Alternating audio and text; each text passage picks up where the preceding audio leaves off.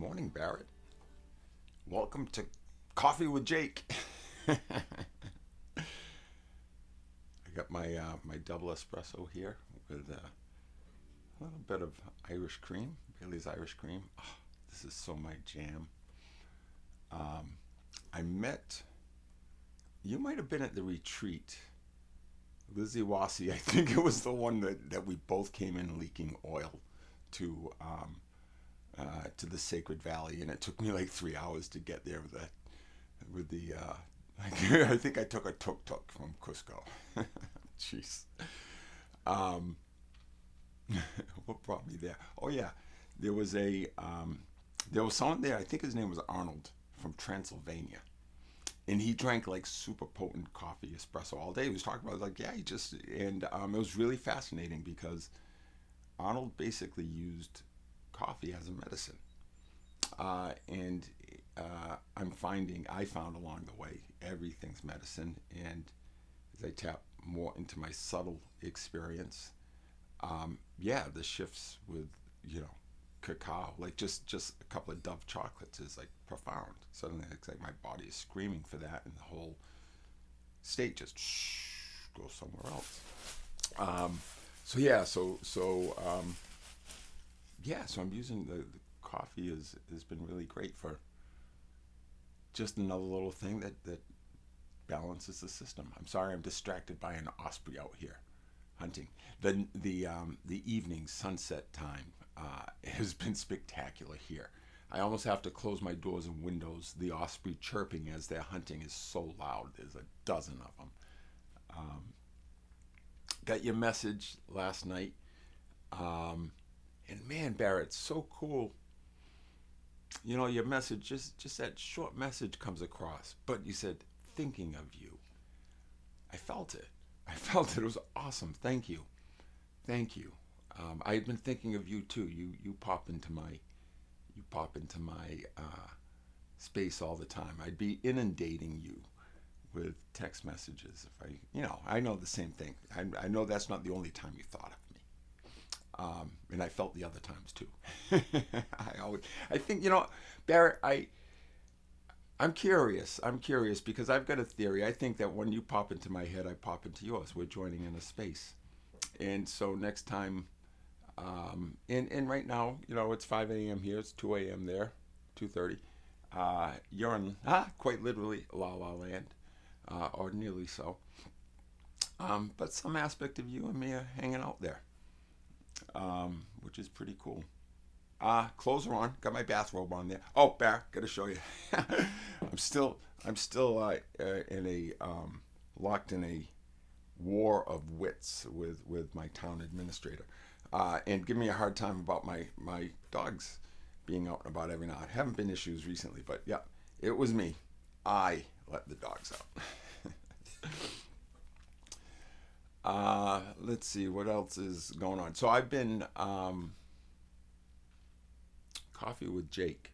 Yeah, I've been getting up and playing. So after I've been sleeping, a lot of stuff kind of settles, and I gotta kind of work it out. And so getting up in the morning and just playing, and then I drop into doing some work. I've got a lot of writing. I've got this massive body of work. It's like I'm at a pregnant point. It's waiting to emerge. Um, I think we're about 9.5 centimeters dilated, and I'm trying not to push. Um, but it is so big. Um, I can't hold it all at once, and so I've just kind of let it keep circulating and flowing through me, and little pieces drop in. I get them out, and so it's starting to come together. Um, Laid down probably 40 or 50 pages in the last couple of days. Um, Tightened up, synthesized, wrapped up, and there you go.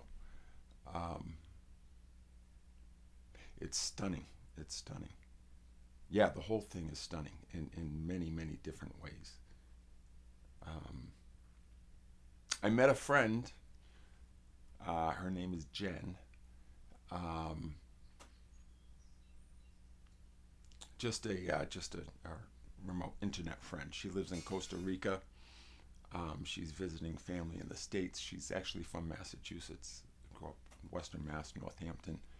Um, it's not one of those things making my heart go flutter for a romance. Though, if she was here, perhaps it's just not.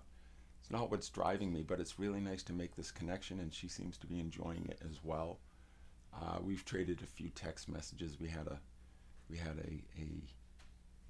WhatsApp FaceTime type chat, um, and I've left her a couple of little video messages with some guitar playing, and it was really sweet. She's digging it, and she said it made her feel special. I thought that was nice. I didn't take any credit for that, but it felt good that in offering resonated with her, and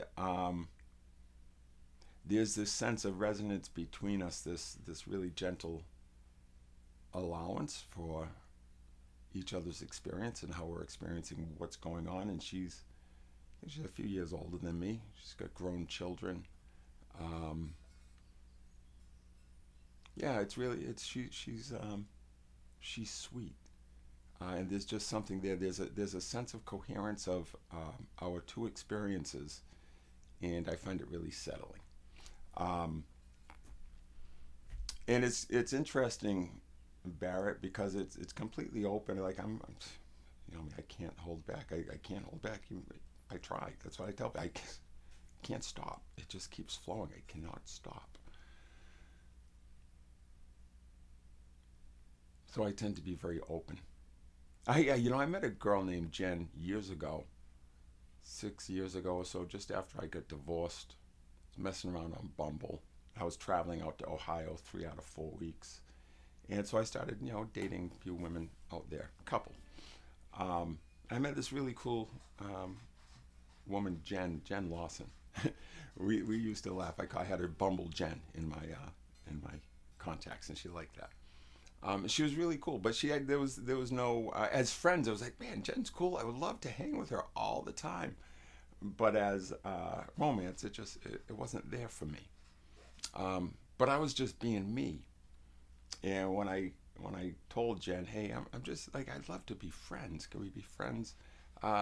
She was a bit hurt and disappointed. And I was like, hey, what? Like, I'm sorry. She says, well, a guy basically opens up and starts sharing all these things about you. You kind of figure. And I'm like, I'm sorry.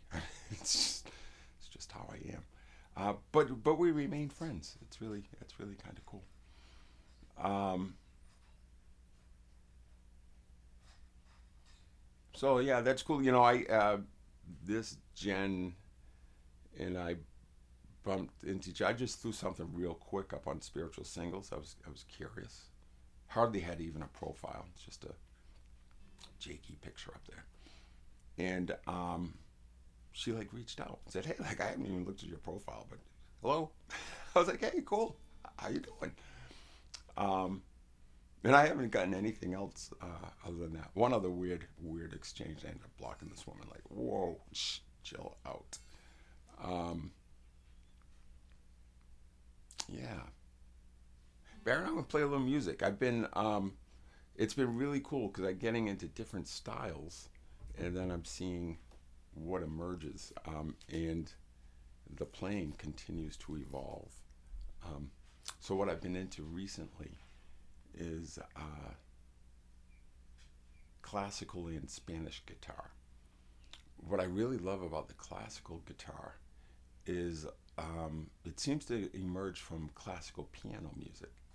And I had already really gotten into playing, accompanying like Elton John and Billy Joel, like serious piano players. Not the classical guys aren't, but for popular music, serious piano playing. And playing guitar along to piano it's pretty wild because 10 fingers on the keys and trying to keep up 6 strings and 5 fingers. It gets pretty cool. So anyway, so the Spanish classical guitar and the classical guitar music kind of lends into that. But I like it because it's just all instrumental, so it's kind of interesting. Let's see what it sounds like. Check my volumes. There we go.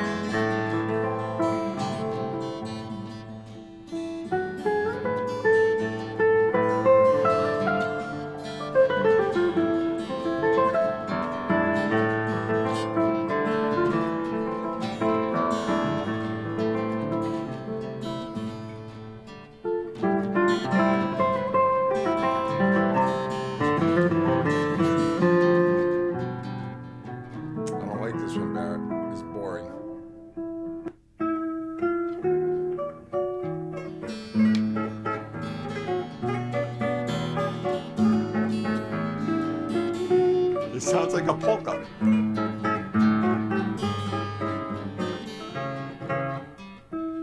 What is this? We're getting lousy music here, Bear. I don't like this. Hold on.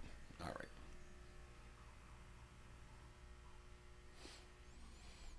right. Please hold.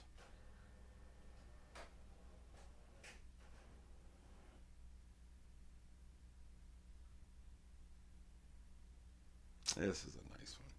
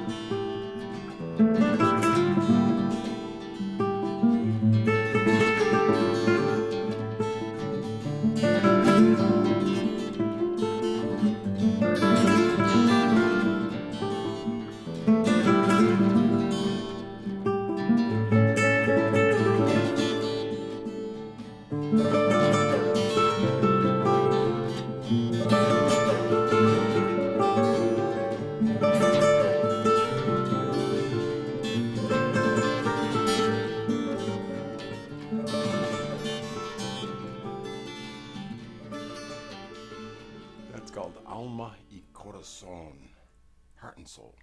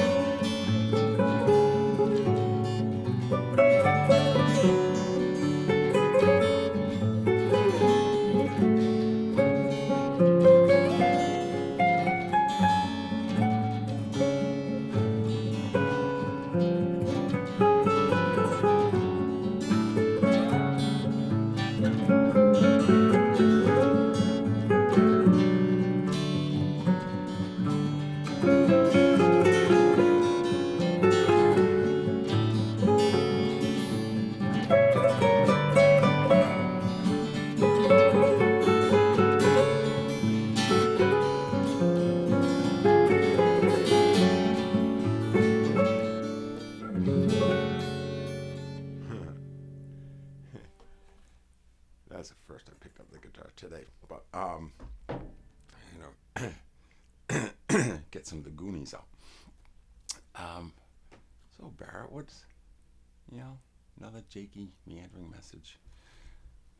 What else is there? There's so much to share. The question is, what do we want to put in the field with our dear friend Barrett right now? It's been really, well, everything's interesting, fascinating,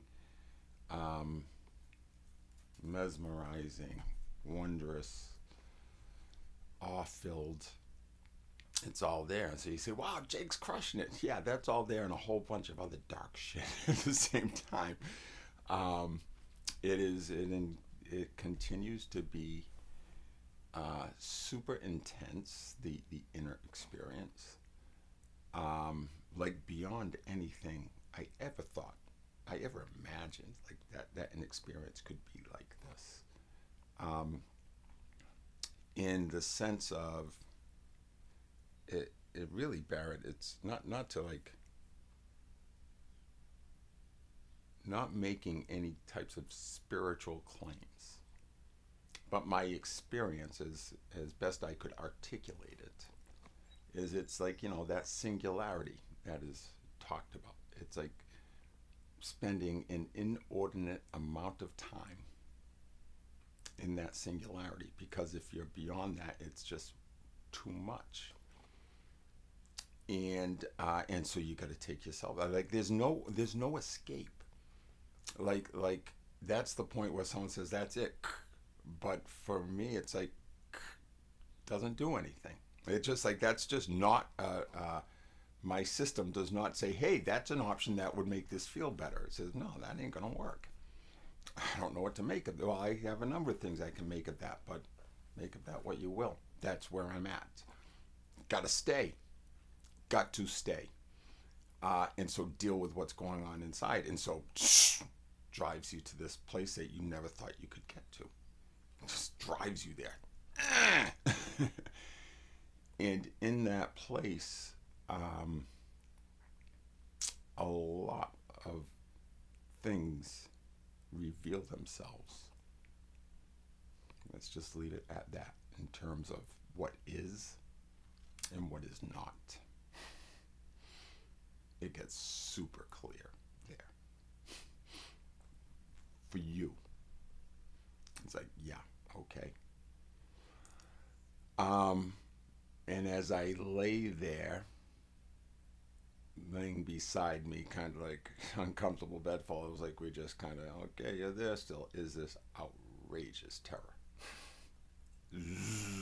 It's all the same. It is the terror. You're laying in the terror. It's the intensity, as I experience it, would articulate it. It is the intensity of love. Love is love. One end of the spectrum, you got the warm blanket. The other end of this spectrum, you have that super intensity that we call fear. That's all it is. Pure love, and it is intense. Ooh-wee! Yeah, I like when I do that. I've got so many guitars here. They resonate. They stop vibrating. Ooh-wee! Can you hear that? That was my mom's. That was my mom's cheer. Whether for her kids, for her grandchildren, whenever they were playing in athletics, and whether it was in a gymnasium, a football field, field hockey field, you'd always hear my mom at one point. You go, ooh, ooh, ooh. That's a nice one too. I worked that into her eulogy. I didn't do the woohoo. I had it come from the audience. As my niece Callie. It's like, set it up. Booyah.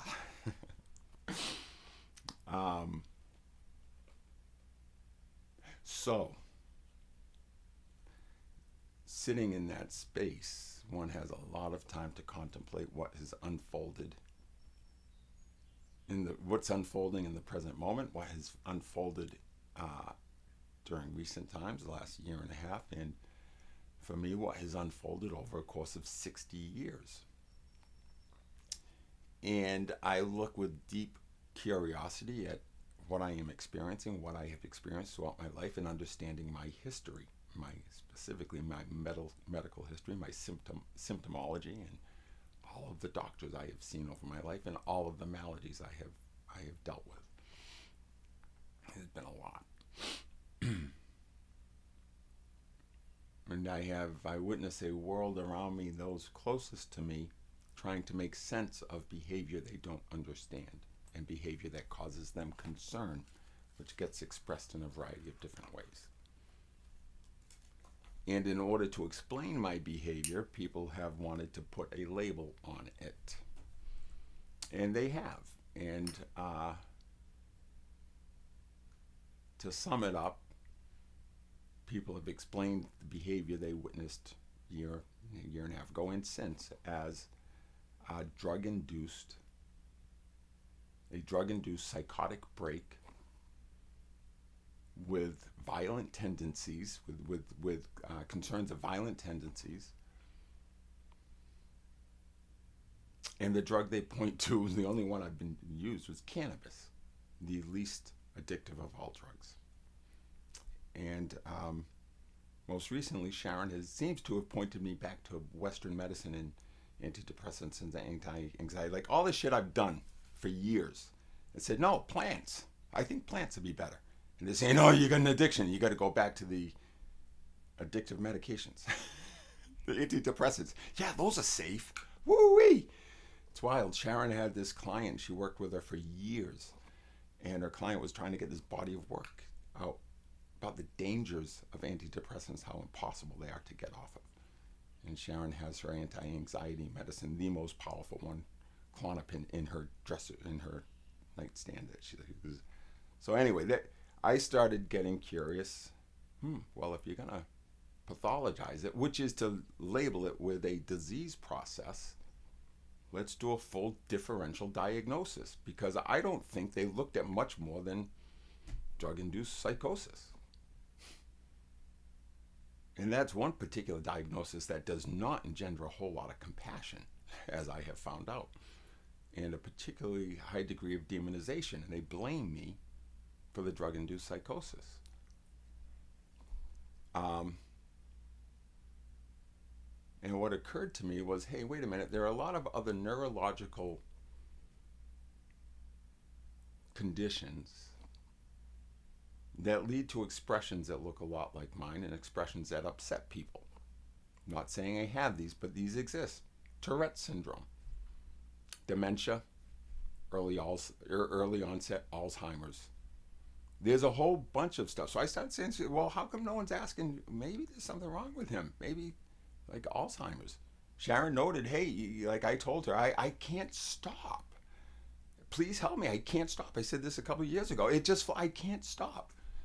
And so now what she's saying is, you say you can't stop. And we're saying you're doing it, and you're saying you can't stop, so you want it, and you told me you want me to try to stop you. I'm saying, I know, and I still cannot stop. It just keeps flowing. I cannot stop. And so they're saying, yeah, so run away. He can't stop. And I'm like, it doesn't make sense. I get it. I can't stop. Help me, please. You're in no danger of me hitting you. I'm using my words. Ignore the words if you need to. He's got Tourette's. You fucking cunt. He screams out in a courtroom, oh, he's got Tourette's. That's okay. You okay? So, Barrett, I started looking at my lifetime of symptoms. And specifically, 30 years ago exactly, was when I first noted something going on with my heart. And at the same time, I was having neurologic symptoms. Tunnel vision, vertigo, disorientation. The room was going super expansive as my heart went. So it took some 10 years or so before we had some diagnosis, before we had some idea of what was going on, and then a whole bunch of appointments and trying to catch it on the EKG and the whole thing. And finally they said, look at that, he's got paroxysmal atrial fibrillation. It comes and goes. And the doctor said, your heart flutters, does this wild thing, and then you don't get enough blood to the brain and you get dizzy. So we're going to fix that heart thing. Barrett, they had it backwards. It wasn't atrial fibrillation causing neurologic events. It was a neurologic event, and my heart was trying to compensate to keep me upright. So we then go on two heart medications to stop my heart from keeping up with my brain. So I go through 18 months of hell. ER visits, overnight stays, paramedics to a boardroom, panic attacks on the side of the highway, sitting in my car, almost losing consciousness as I'm sitting in my car. It was hell. It was absolute hell. And I was on those medications for some 15 years before I went off them, as my system tried to then keep up with what's going on with my brain. And things just progressed. Yeah, when you were here visiting, that's when I was starting to have a lot of what I was referring to as creatic seizures, where suddenly the body would start moving and it's working out tension.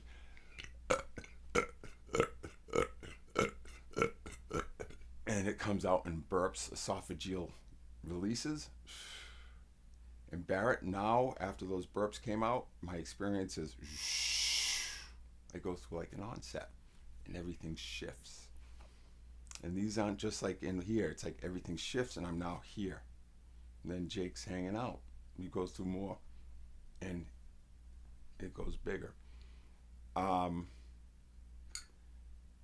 The episodes, what unfolds as I'm going through this, and they range in intensity depending on what's going on. I am basically, what I started to notice, Barrett, I was like, based on what I know and everything that's happening, what came to me was this has markers of what I understand to be an epileptic seizure as I experienced it and what I knew of epilepsy. And so I started doing some research. Sure enough, Barrett, my lifetime of symptoms, all of them come together, including what my experience has been over the last 3 years and what others have witnessed on the outside looking out. I'm not diagnosing myself, but if someone want to diagnose, I would ask that they look at temporal lobe epilepsy and consider that alongside drug-induced psychosis, because the temporal lobe epilepsy explains the guitar. It's often associated with something called acquired savant syndrome or sudden savant syndrome. Certain things emerge. The other thing that's interesting is those with TLE are not prone to violence. They're actually the other direction. It's found as a deeply spiritual experience. That is included religiosity. And what's also been found is they speak truth. I swear to God, it's all in the literature. They speak truth. Yeah, you look fat in those jeans, or think, and people are like, yeah, they speak. They just speak what's there, and people are uncomfortable. So, anyways, like I said, I'm just putting out there more research, more writing to be done on that, but. Yeah, right down to there are two forms of temporal lobe epilepsy. One, obviously, the front of the brain. Another affects the back of the brain. They tend to kind of be sequential and join. I exhibit symptoms. I exhibit manifestations of both. Again, I'm not saying that's what it is. I would say that most accurately say that the entire pattern, symptomology, and progression of what we call temporal lobe epilepsy as a container fits within what I have going on with me very, very nicely. And I think to the extent that my experience, certain of my experiences and subtleties that I know that are not reported in the literature are effectively new findings by one having those experiences and paying very close attention to them and what's unfolding and what's behind it. So that's been interesting. So part of my research has been diving into what's going on with Jake. That allows me then to make sense of my experience, Barrett, through a couple of lenses that are very meaningful to me. The Western medicine pathologic lens, since people are going to tend to pathologize, I want to put a label on it. Say, okay, well, if you want to do that, please consider this one. And the others, I look at it through a spiritual lens. It's a Kundalini awakening. And modern Western medicine literature addresses it. They call it Kundalini illness. And everything I'm experiencing is explained there. But some people with the spiritual thing say, But we got people in spiritual communities that are saying it's one thing, and you'd think maybe they could get down with reading. It's a great book, Bear. Check out Farther Shores by Dr. Yvonne Kaysen. It's beautiful. It's about near-death experiences. She identifies these things called spiritually transformative experiences, STEs, and then she has profound spiritually transformative experiences, steps, and an ayahuasca ceremony is a form of a spiritually transformative experience. But people have them all the time in near-death experiences. So she goes deep into the near-death experiences, and again, she's a Western medicine MD. So there's all sorts of stuff in the modern literature that would explain this through a spiritual / metaphysical lens, considering more ancient understandings.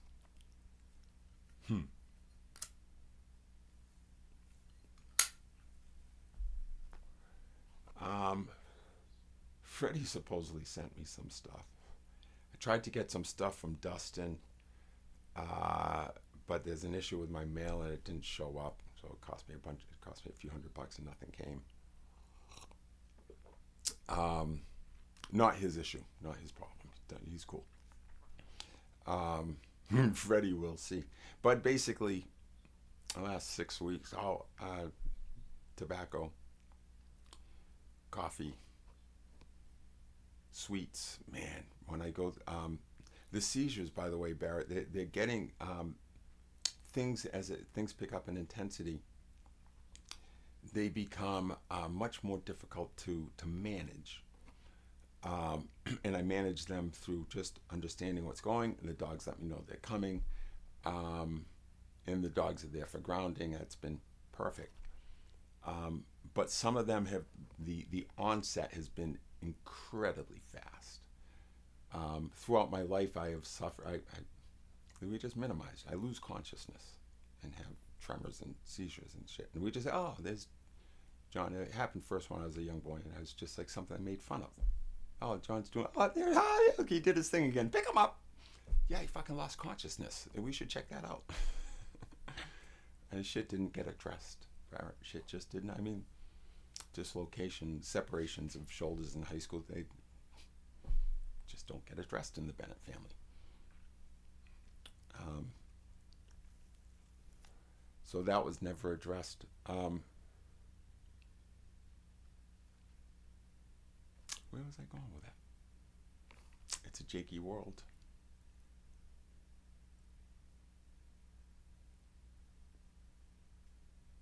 Yeah, it's I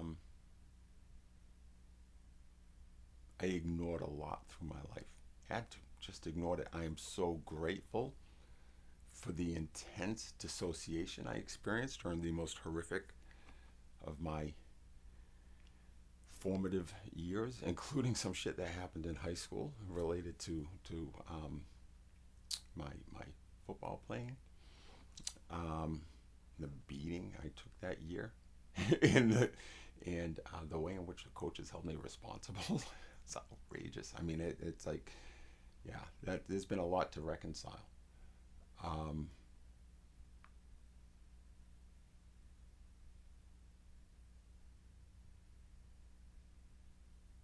Oh, there it was, the medicines. Um, yeah, my diet has shifted considerably because I respond to what my body is asking for, and it wants processed food. It wants stuff super easy to digest, lots of energy. With sugar, fucking the more refined, the better. Let's get it in there. I don't. There's nothing that's bad for us. If the body calls for it, it's what the body needs. If it makes you sick, you need it to puke. Got to get that purge. The seizure is becoming difficult to control. Right. So family say, oh, vasovagal. He stands up, he gets dizzy, and I learned that's every time I would stand up, the room was shh, and I got brace. Okay, now the shift is complete. It's coming on very fast and I'm nearly hitting the floor sometimes. And on a few occasions, the seizures have just been, it's way too much energy for me to handle, and it's turned into a characteristic floppy epileptic-like seizure, out of my control, screaming and, exceptionally painful. And it's because the body is resisting the flow, and it can't, and stuff gets bound up, and it finally wants to come out, and it hurts. That's the scary epileptic seizure.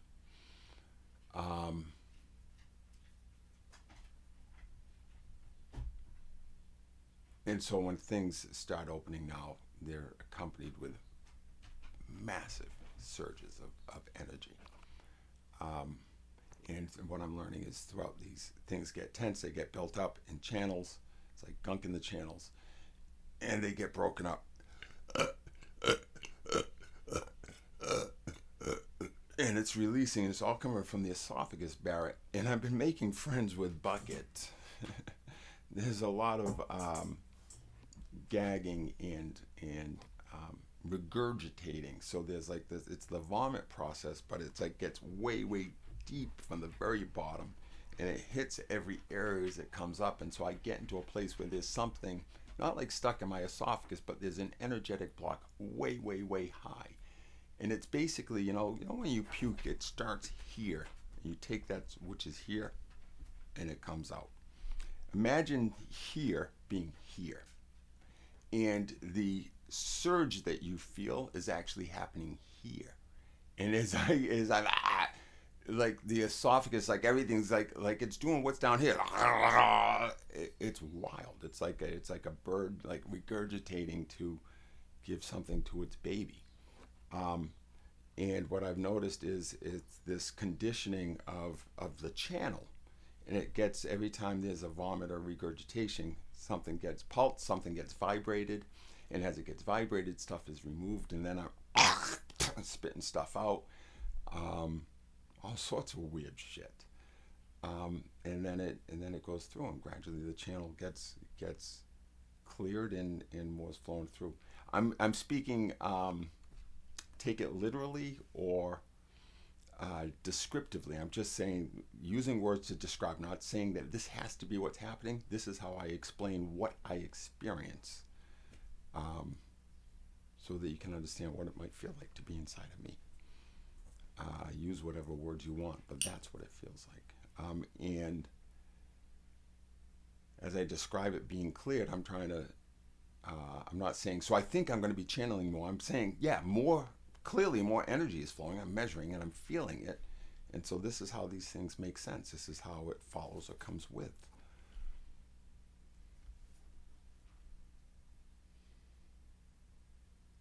I won't ever go see a Western medicine doctor again. They're fundamentally, they've got it backwards. They're trying to prevent death. That's you break that down, and they're trying to stop evolution. You can't. It's a fundamental misunderstanding, and therefore everything they're doing is backwards. They got my diagnosis exactly backwards. And someone once told me the ego sees things exactly backwards, and it does. Go further, backwards, inside out, upside down, and twisted. And if you base, like every human endeavor, every discipline, at its essence is an exploration of the human experience. Period. And if one thinks that the human experience is grounded in protecting the organic form and resisting death, your exploration is going to be fundamentally flawed. You're looking through the wrong lens. You went on this entire journey, and it turns out you were looking at it backwards. You're like, fuck, I didn't realize it was back here, and I'm looking in a mirror. The whole thing's backwards. Yeah. Everything.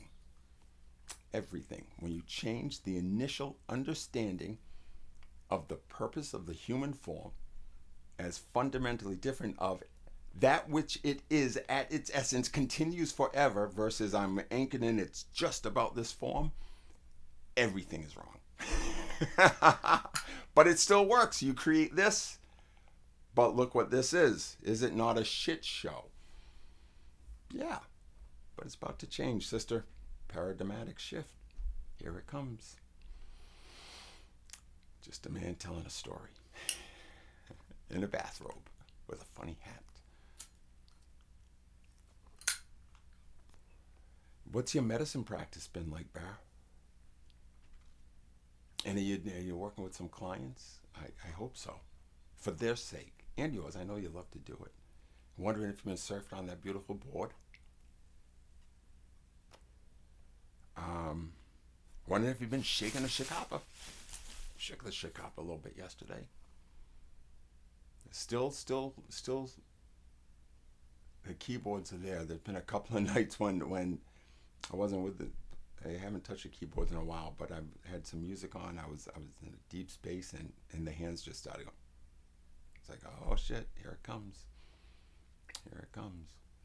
I reconnected with an old friend from high school, in junior high school, out of the blue. It's been 40 years. And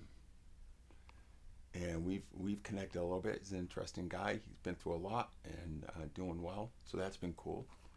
And connected a couple days ago with my former sister-in-law, Liz's ex-wife, Barb, her older brother, Jack. Jack's 83. And, oh man, he's awesome. He, early in his life, he was in the seminary. He was going to become a priest. But in Jack's words, he said he couldn't do it. He loves God, but he loves the flesh. Yes. Yeah, like really digs the flesh. And he's very open. So Jack's very cool. So we hung out. Jack was a music teacher for 30 years. And so we hung out, and Jack plays a bunch of songs. He's got this great studio at his house, and hung out and shared stories. First time I'd spent time with Jack. Jack's like this mythical figure in my life, because Barb's been in my life more than half my life. And when she was 15, her older brother Jack brought her to Woodstock. And there's a program for the 50th anniversary Woodstock movie. There's a big picture, and Barb's in the picture. And she's got a copy of the original program from Woodstock. Really cool. So that's my musical lineage and connection to Woodstock. I tell you, I was connected to Elvis and Michael Jackson. I tell you that, Barrett. My brother Paul, my oldest brother, his second wife was Melissa Bullia. Now Melissa Bennett. Melissa Bullia has a first cousin, Priscilla Bullia. She married Elvis Presley, and they had a child, Lisa Marie. And she married and had a baby with Michael Jackson. Hey, connected to what is it? That Kevin Bacon thing, right? Yeah. It works for me. What else, Bear?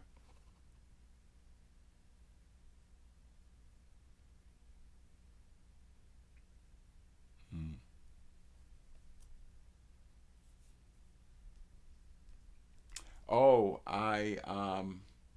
yeah. So what was cool is I wanted to play with Jack because he plays like his music theory, the whole thing, and he's like, wanted to get my guitar's tuned just right, and then he starts playing, I start playing along with him, and he's looking at me, he's like, oh my God, that's amazing! Oh my God, that's so cool! And he goes, we got to go to an open mic. I was like, seriously? He says, yeah, they're gonna love it. It's like, let's do it. Let's do it. So yeah, that's fun. What else? There was something else bad. There was some little gem to share with you. Oh yeah, now I got it. The day that I met Sharon, she had a visitor, this woman Stacy,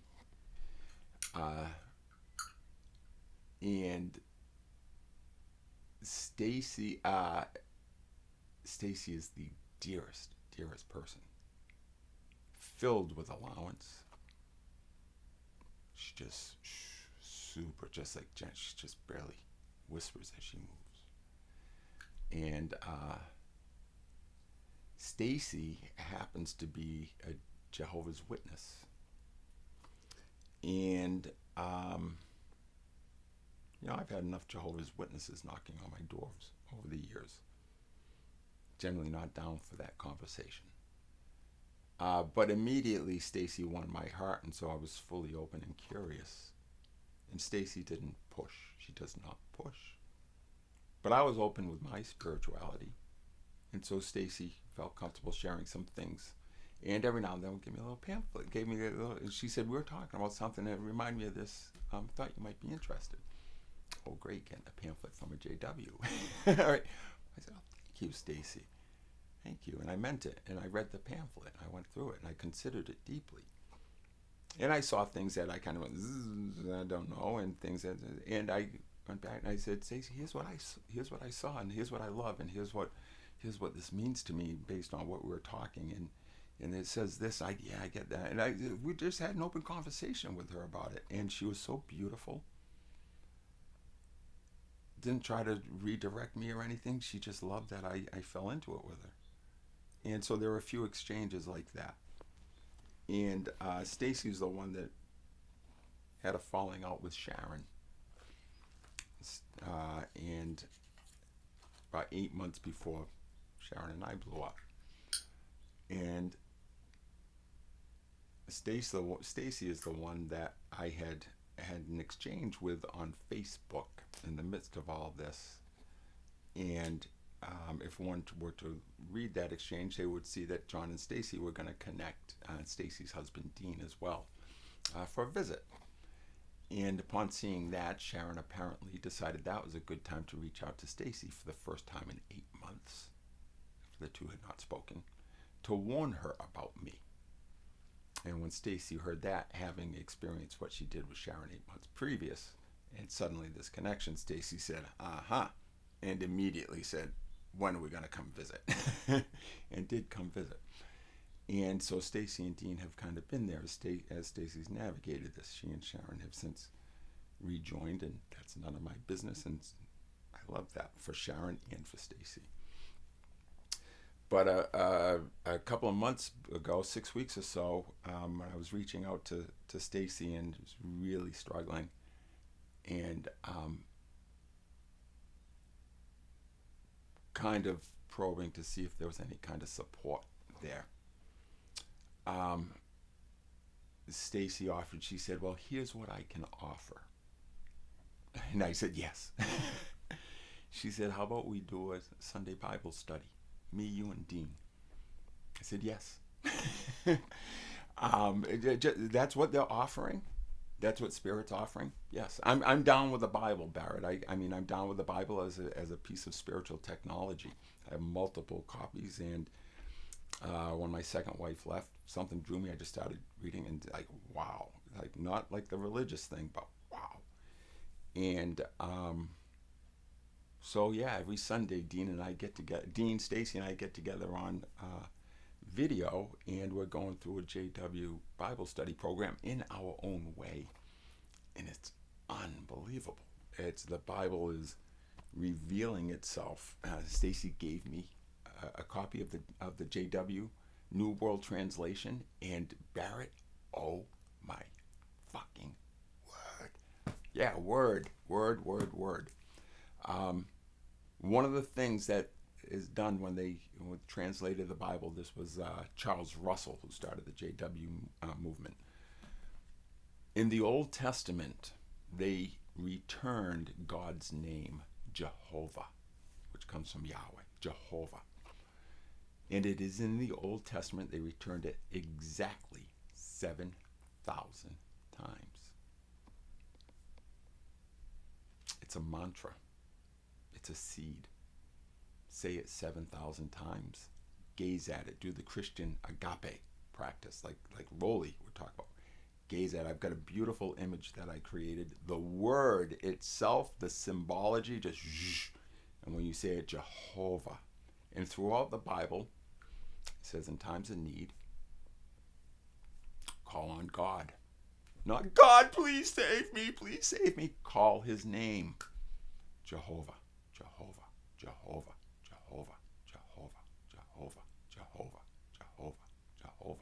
7,000 times. And then repeat the next octave. Where are you now? Start again from there. Jehovah, Jehovah, Jehovah, Jehovah. It pulses the container. I'm telling you, Barrett, Stacy reads it very literally, and it's beautiful. It is so there, very literally. And then I see these expanded connections and patterns within the book and the way it is set up, and reflections and the ordering. I've also seen a new translation of the scriptures, a new understanding, a new lens through which they can be viewed, which does not take anything away from anybody. You get to have it the way you want it, but everyone gets to have it the way they want it at the same time. Just got to reconcile that within yourself. We all get to have our own relationship with that which is. Call it God, universe, sanctuary, force, love, time. It's all one thing. Pick one and then divide it infinitely, and you have all the rest. It's just how I see it, Bear.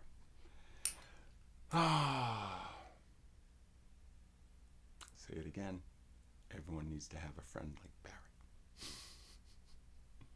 For real.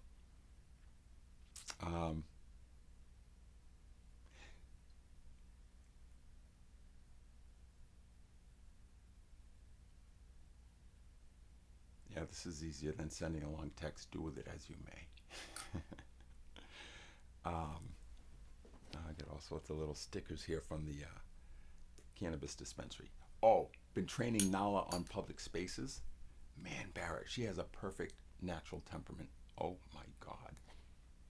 Perfect. Franklin, somewhat less so. Not quite naturally suited for the public spaces. Safe to say, Frank is a bull in the china shop. Tatonka. But he is gentle as a flippin' teddy bear in the cannabis dispensary. I swear to God, Barrett, my communication with the pups is getting super. Oh, I just saw a hummingbird. Oh, I gotta get a hummingbird feeder. There he is. Woohoo! I put up bird feeders in my yard. I know I'm all over the place. I always wanted a low maintenance yard, maintenance free, a low maintenance yard. So I stopped doing maintenance, just creating a meadow. I get out there with my weed whacker, cut paths and shit. It's great.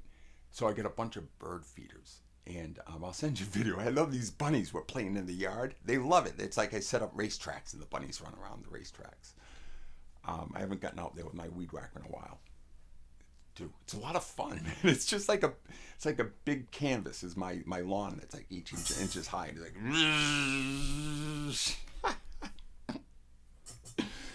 like, so yeah, I got made another bird feeder, and cool, very cool. So the connection with the dogs is getting super potent. Spending a lot more time hands-on grooming, which emerges from the way we manage the ticks, because they can't take medicine because it affects my system, which means I have to be working them and finding the ticks.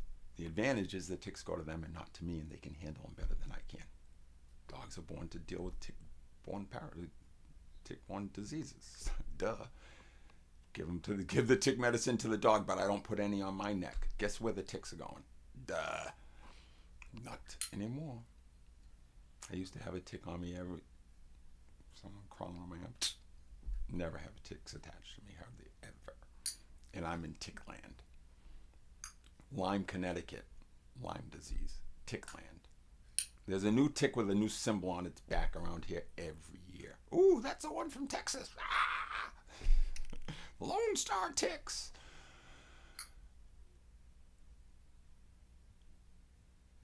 So through the connection with the pups, I start getting a sense of what they're trying to communicate, where they want my hand to go. And it's really cool. They come over and it's like, oh, my hand wants to go. Oh, there's the tick. I mean, they show me where they are.